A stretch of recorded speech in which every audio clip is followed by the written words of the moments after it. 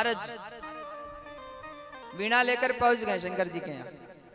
अच्छा, कैलाश पर्वत जब गए ना, शंकर जी ने देखा कि मेरे यहाँ तो गुरुजी आए हैं। गुरुजी कौन से गुरुजी? देवर्षि नारद। अच्छा, नारद जी आए हैं, अब गुरुजी आए हैं तो क्या गाएंगे? राम कथा गाएंगे। गुरुजी के मुख से क्या अच्छा लगता है? राम कथा अच्छी लगेगी।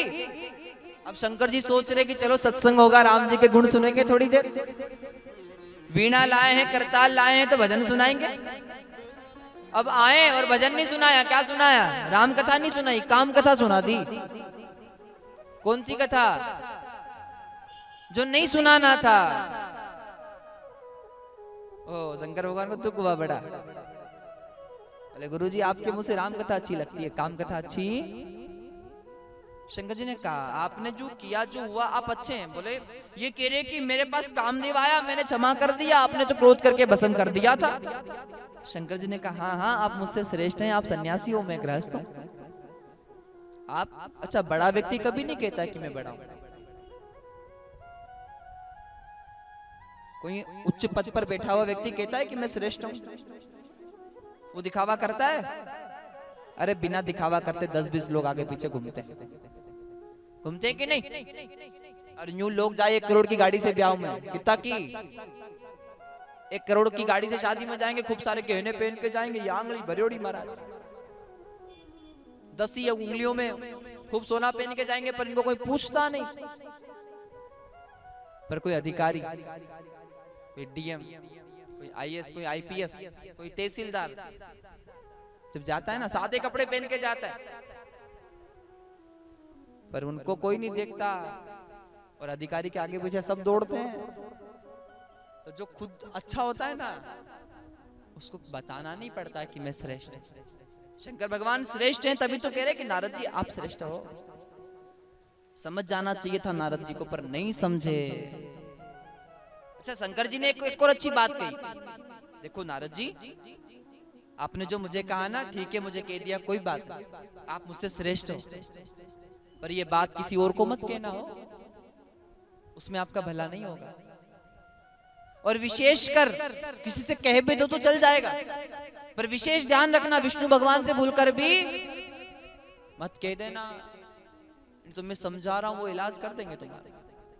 क्या सही? हर हर समझना ध्यान से। अब अभिमानी की अभिमानी का तो अभिमानी भाव है। कहते ना ज्ञानी को समझाना थोड़ा सा सरल है, ज्ञानी समझ जाएगा। अज्ञानी को समझाना थोड़ा सा कठिन है, पर समझ जरूर जाएगा। पर अभिमानी को समझाना असंभव। आप अभिमानी को समझा नहीं सकता। अभिमानी के सामने तो हार मान लो, वो जो कह दे सो सही। वो कह दे हाथी उड़ता है तो कह दो हाँ उड़ता होगा, सुबह मेरे खिड़की में ही बैठा था, तो वो खुश हो जाएगा। अभिमानी की ये महाराज, अभिमानी जो कह रहा है वही मानो, तो वो खुश। अगर उसको अच्छा कहोगे कि ये गलत है, तू जो कर रहा है ये गलत है, तो उसको बुरा लगेगा। अब भगवान शंकर जी ने तो समझाया कि भैया आप जो कह रहे हो ना, इससे आपका कल्याण होने वाला नहीं, इससे आपका भला नहीं होगा। और संतों का तो भाव यही है, बुरा लगे सो लगे, जो कहना है सो कह देंगे। और कह दिया शंकर भगवान। अब नारद जी को बड़ा बुरा लगा कि ये एक ही काम विजेता बनकर बैठना चाहते हैं, मैंने काम को जीत लिया, ये नहीं चाहते हैं कि दुनिया में मेरा यश मेरी कीर्ति हो। और चले गए क्रोध करके बैकुंठ। जिनको नहीं कहना था उनके यहाँ पहुंचे। विष्णु भगवान ने देखा गुरुजी आए तो आसन लगाया, जगह साफ करी, बिठाया। आते ही शंकर जी की बुराई शुरू। किनकी? कह रहे मैंने काम को जीता, अच्छी बात है, जीता होगा आपका नाम लेकर। विष्णु भगवान को जब नारद जी ने कहा मैंने काम को जीता, तो विष्णु भगवान ने कहा हाँ आपका नाम लेकर तो लोग ब्रह्मचर्य का पालन करते हैं, आप जीत सकते हो काम को। बोले मैंने काम को जीता, पर शंकर जी को अच्छा नहीं लगा। और जैसे ही कहा ना महाराज, भगवान श्री विष्णु जी दुखी हो, क्योंकि जो लोग शिव निंदा करते हैं और जो लोग शिव निंदा सुनते हैं, दोनों को ही पशु बनना पड़ता है। क्या बनना पड़ता है? पशु बनना। एक राजा को कोढ़ हो गई, कोढ़, कुष्ठ रोग। राजा गुरुजी के पास गया, गुरुजी से पूछा, गुरुजी कैसे ठीक हो जाएगी? तो गुरुजी ने कहा, भाई सीधे तो ऐसे ठीक होगी नहीं, जब तेरी प्रजा को पता लगेगा कि राजा को कुष्ठ रोग हुआ है तो तेरी प्रजा तेरी बुराई करेगी, और जब तेरी प्रजा तेरी निंदा करेगी उस समय तेरा रोग ठीक हो जाएगा। बहुत ध्यान से सुनना। समय बीता, प्रजा को पता लगा, पूरी प्रजा बुराई करने लगी कि राजा से कोई गलती हुई है, तो राजा को कोढ़ हुआ। अब जब प्रजा बुराई करने लगी तो धीरे धीरे राजा का कुष्ठ रोग ठीक होने लगा।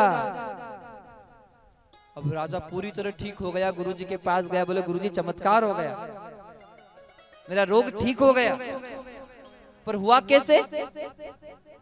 बोले न जाने किसी पाप के कारण तुझे ये रोग हुआ था, पर जब तेरी प्रजा तेरी बुराई करने लगी तो तेरा पाप उनके सिर चला गया और उनका पुण्य तेरे सिर आ गया, और जब पुण्य आ गया पाप चला गया तो तेरा रोग ठीक हो गया। महाराज क्या समझ में आ रहा है? हम जिसकी निंदा कर रहे हैं उसे हम अपना पुण्य दे रहे हैं और उसका पाप हम ले रहे हैं। और निंदा करने वाले से ज्यादा पाप निंदा सुनने वाले को लगता है, उसको तो फ्री का ही मिल रहा है। इसलिए कभी निंदा मत करो, कभी निंदा मत सुनो।